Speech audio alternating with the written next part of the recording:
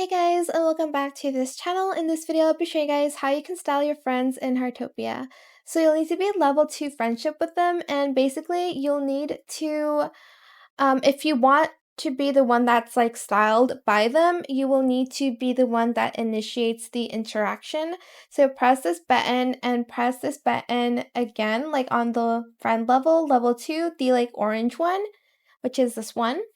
And this is if you want them to style you, but if you want them to be styled by you, they have to be the one that initiates the interaction like so.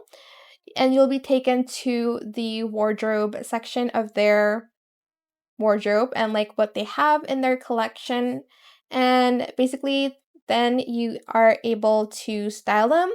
You can also chat with them in this like friendship styling mode, and they can also give you some input. They can also see what you're changing about their outfits, and they can also send you emotes. I think I mentioned that.